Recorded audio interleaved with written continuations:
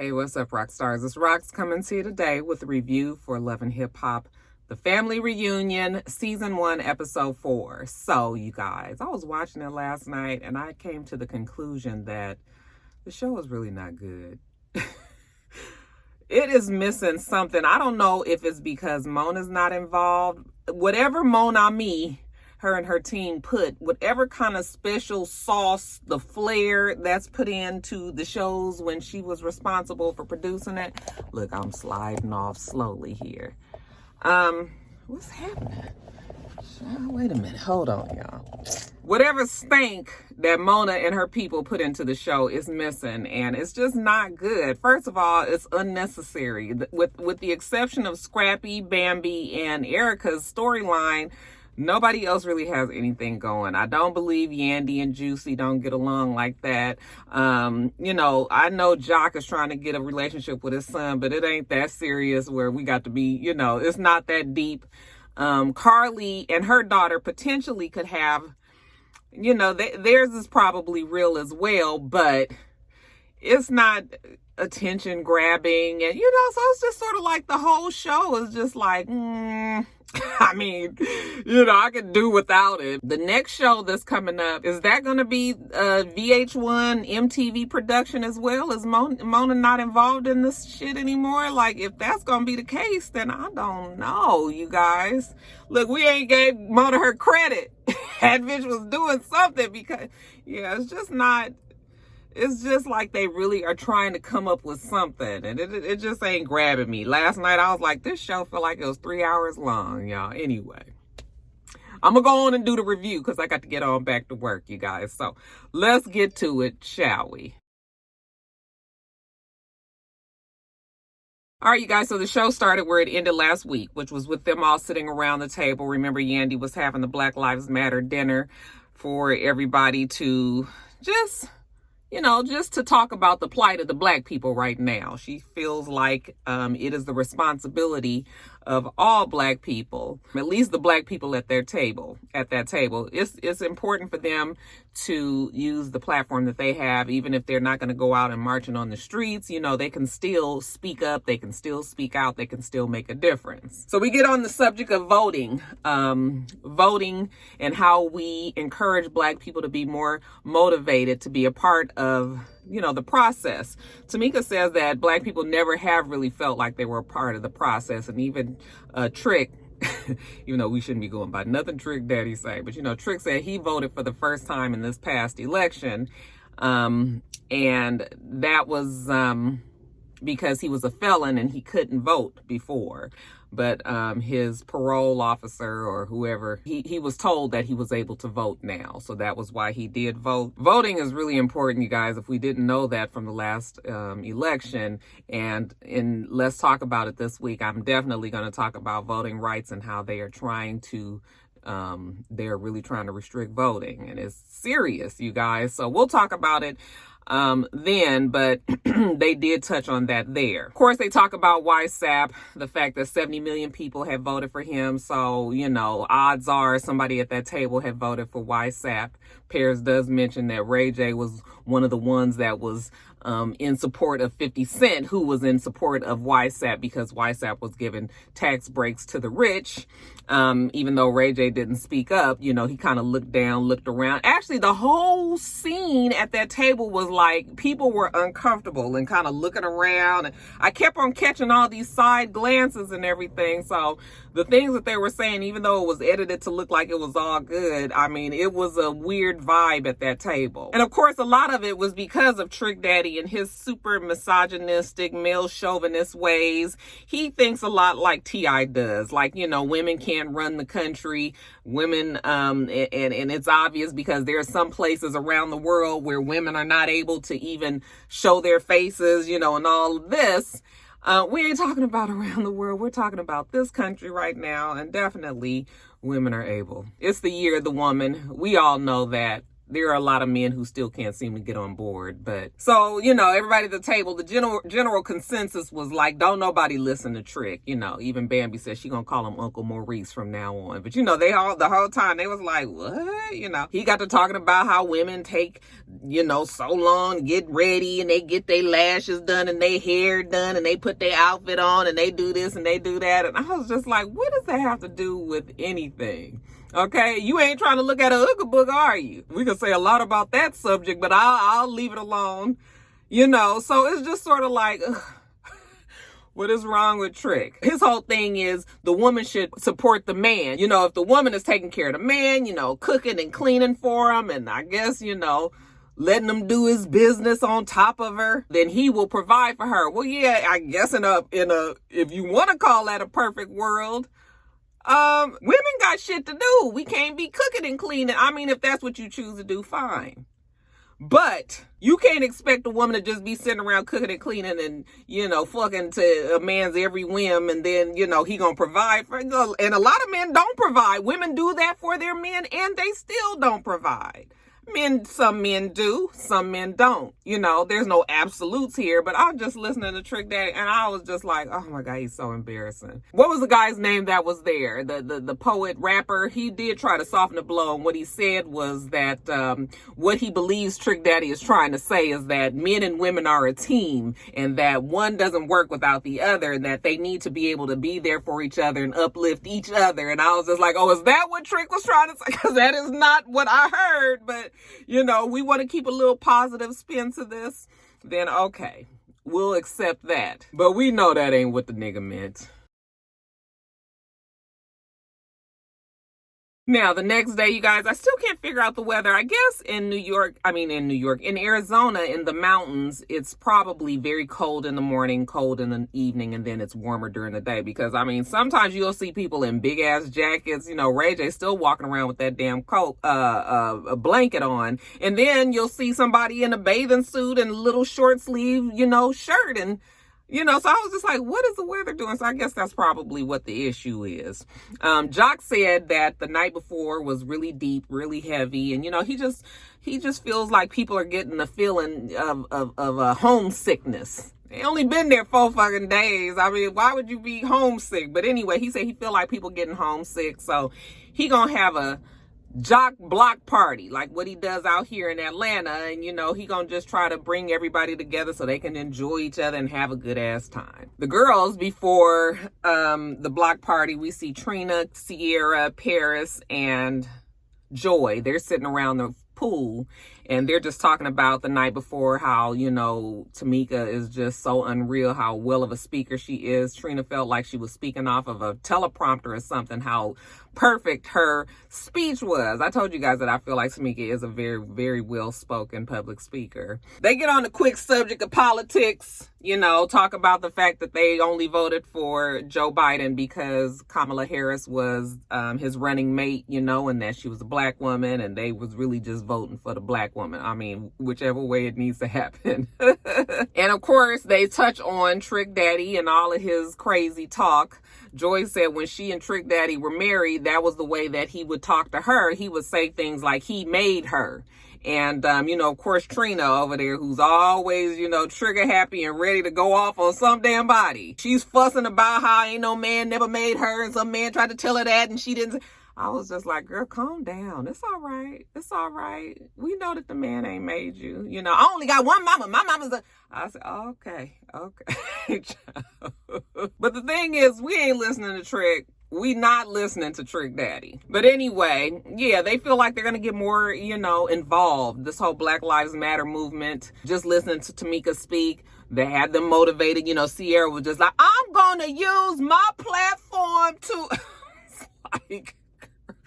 She always sounds like she is just like reading a script or something. Do you ever just look at Sierra's face? It is the strangest thing because she's pretty, but then it's like weird because it's like plastic surgery, you know? So it's like all this going on, but when you look at her, you'll be like, oh, okay, she is pretty, but it's just a strange combination of facial, you know, placement.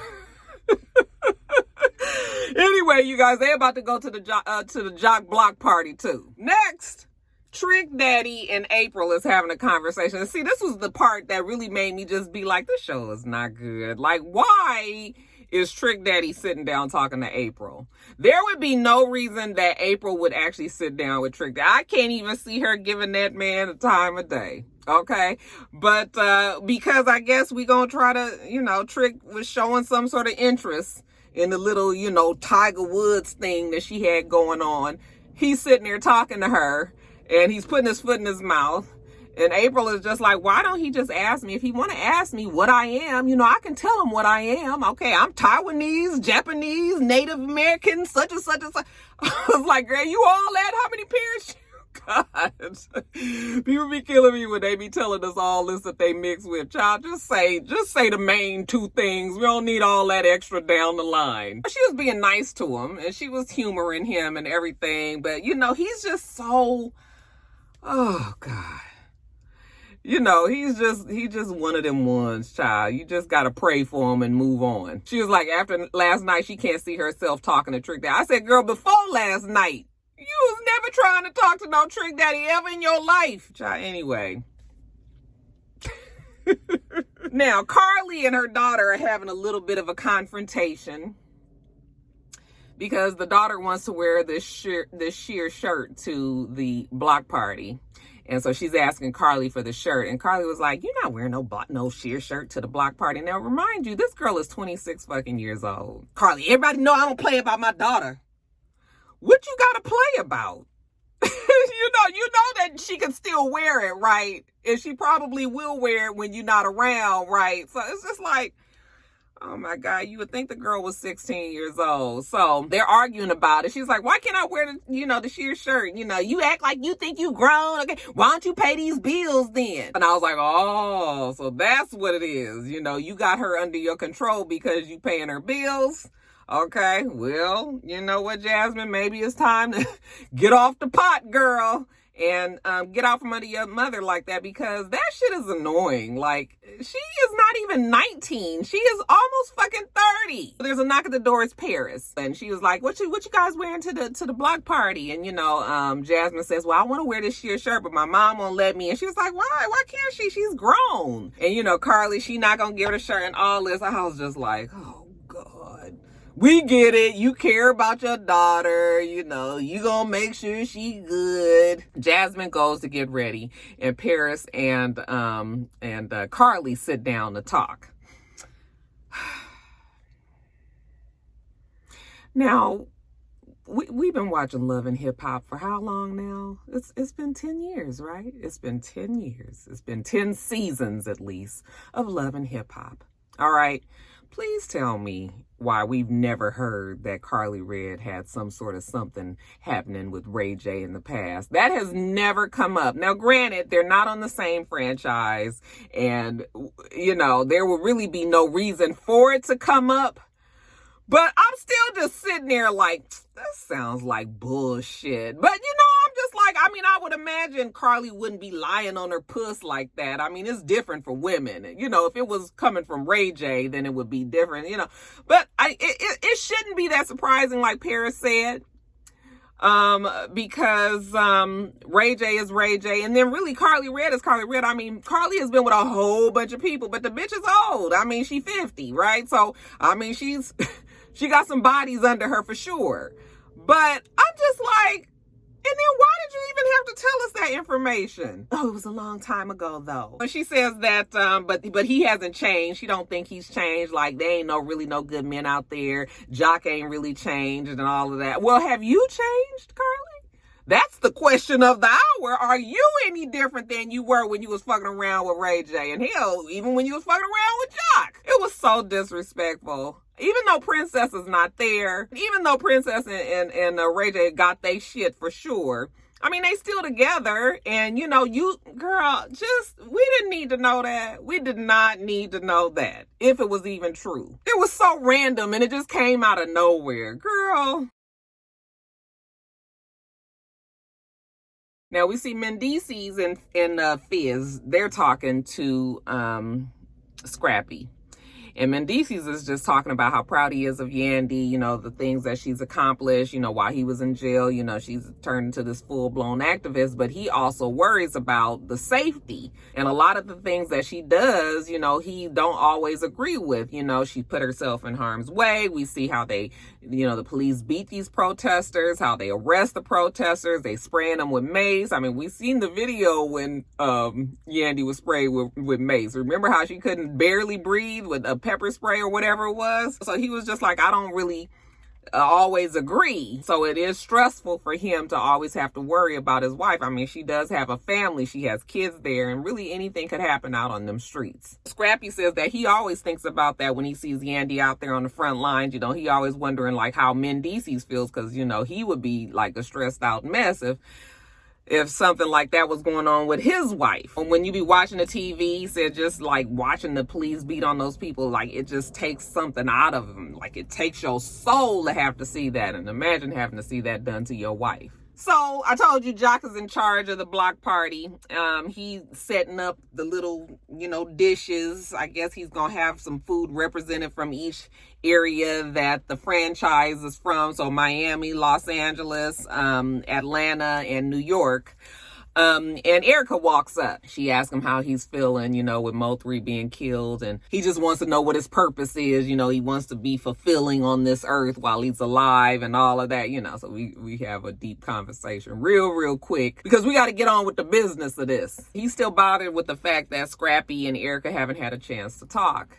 And Erica was just like, well, you know your boy, okay? You know your cousin. You know how he is. He's stubborn. He has to do things on his own time. But she realizes that, you know, life is too short for them to be going through this. And really, they need to fix it for E-Money. She's the one that's affected the most, you know. She goes out with the baby mama. You guys heard when she said that. You know, she be with the baby mama and the baby mama got a name. But listen, I'm gonna leave it alone. Right? She loves being around them, and you know, Erica just feels like it shouldn't even be the way that it is right now. I mean, after all these years, Imani is 16 years old. So yes, a conversation needs to be had, but it has to be on Scrappy's time because he's stubborn, like I said, and he's just not gonna come around that easily. So back to Scrappy talking to Mendices and them, you know, they asking like, well, why is it that you guys don't talk? Like, what's the problem? And you know, he was just like, man, you know, we had a whole bunch of things. We went through the muck and the mud.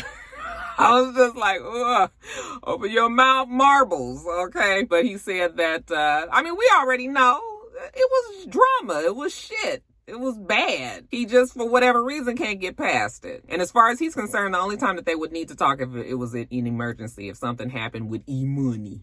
Okay, other than that, he feels like he don't have no reason to talk to her. He knows that his mom want him to talk to her and everything, but oh well. Fizz tries to compare his relationship with Moniece to Scrappy and Erica. I was like, it's no comparison. Moniece and Fizz's relationship is on a whole nother level of fucking niggatry. I don't know what Fizz's reaction was to Moniece, you know, blasting April and Dr. Dre's relationship, but I would imagine that was probably a little bit of a setback. Every time you turn around, they say they in a better place, and then you look up and they fighting again. So child, don't nobody believe you, Fizz.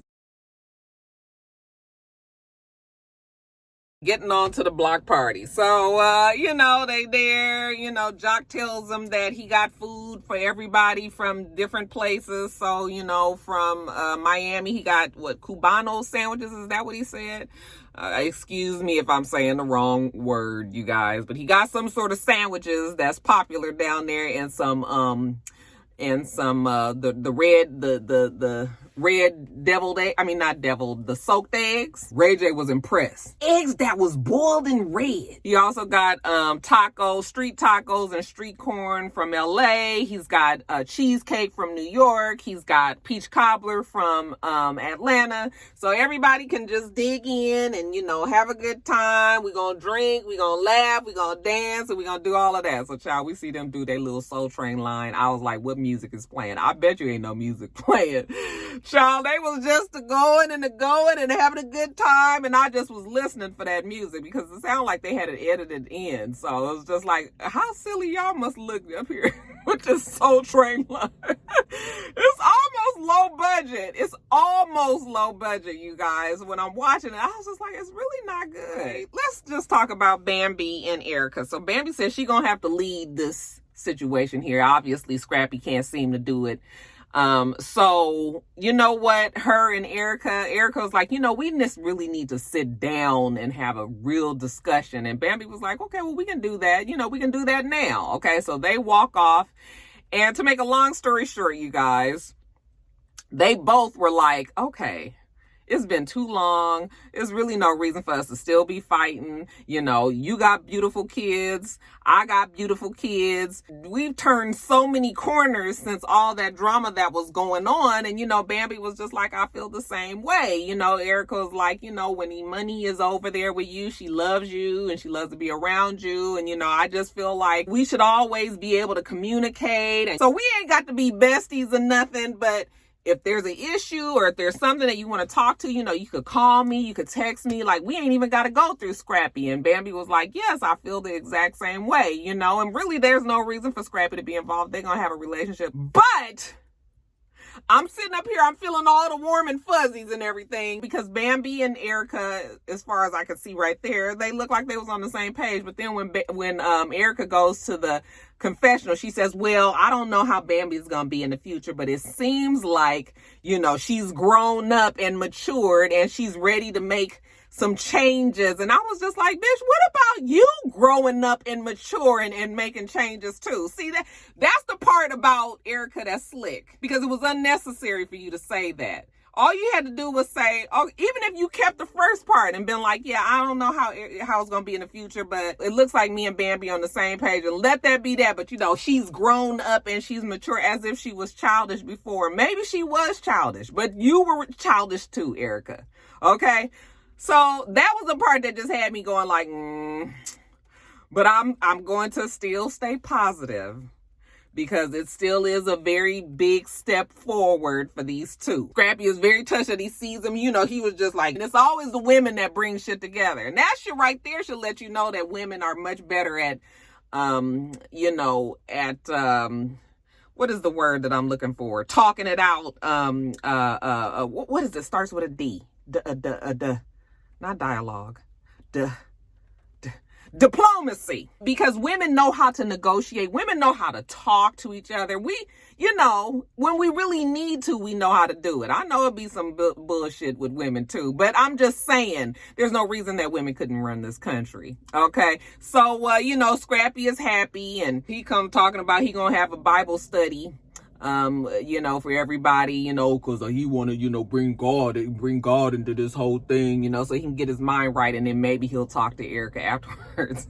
I was like, now how Bible study get mixed into this? Scrappy is like old boy from Baby Boy. Omar's what's his name? Omar Gooding. He's like gangster, but also in the church and all.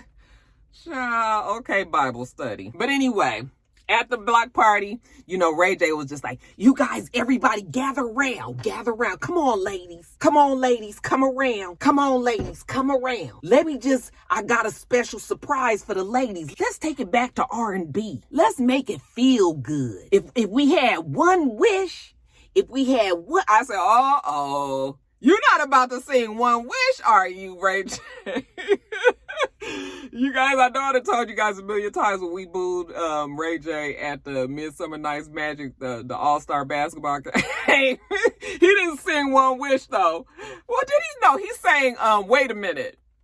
But he came out and everybody was like, boo! Child, One Wish, if I have one wish. That ain't never been my jam. But I guess it was a certain, one of y'all generations, y'all love y'all some One Wish. So they was real pleased to hear him say, if I had one wish. Oh, okay. If I had one wish that saw with blow up and never play it again. Oh, you know what? I forgot to tell you guys about the deep conversation that they had before Ray J got to singing that. So Yandy was seeing Trick Daddy over there talking to Mendices, and she was like, I don't think I want Trick to be telling Mendices any advice.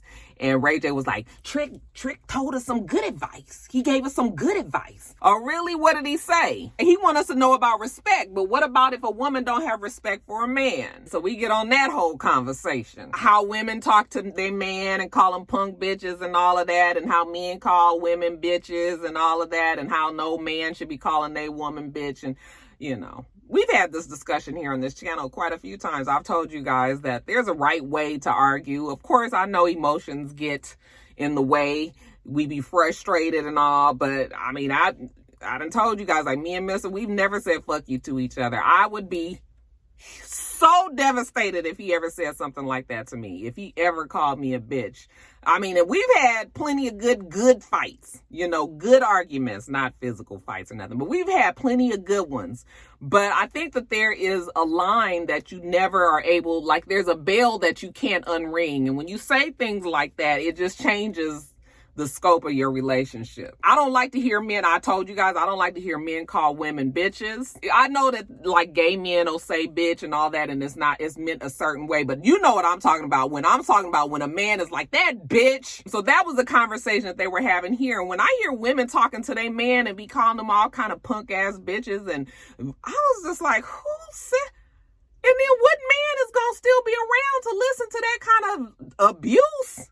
Like, I could not even imagine saying that to Mr. And Mr., I can't imagine him still being around if I talk to him that way. So it's like, you know, it's a mutual respect thing that needs to be there in relationships. And y'all know, I'm not saying I have a perfect relationship at all, you know, and, you know, he get on my nerves and I get on his nerves, and, you know, I might say something to my friends, but I would never talk to him that way. The conversation that they were having, like I said, we don't listen to Trick. You know, he's misogynistic and all that. You know, she want to go off on him because she was mad about what he had said the night before. But I was like, girl, don't get your dander up. That's just regular Trina talk, loud and, you know, real fast and all that. You be feeling like some shit is about to pop off, and she just really just be talking. Mama D get to blowing a whistle. And, you know, Scrappy was like, hey, you know, you ain't got to do all of that, you know, and then that's when he break it to him that he about to have Bible study. And I was just like, this is weird. The whole thing is just weird. And I don't know, you guys, the show is just strange. When they were singing, when Ray J was singing One Wish, you know, I thought that it was the last episode because everybody was saying what they wanted their one wish to be. You know, Paris was like, Ray J's one wish would be to be with Prinky. Okay. Bambi said her one wish was that Scrappy's one wish was that his family would be, you know, together and happy. Mama D said her one wish was, you know, that everybody in the castle, in the palace, you know, were good. So it was like they was giving like these final feelings as if the show was ending. And then I tweeted everybody. I was like, is this the last episode? They were like, it's 2 more. I was just like, well, then what we doing all this for? This is stupid. Oh, this show is not that good. But we'll stick it out. They got 2 more episodes left. So, you know, whatever. I got to get on back to work. All right, you guys, make sure that you rate, comment, and subscribe to the channel. I'm itsrox. The channel is itsrox, and everything else I do will be in the bottom bar. All right. So I hope that you have a wonderful, wonderful rest of your day, and I plan on doing the same. Till next time, rock stars. Bye.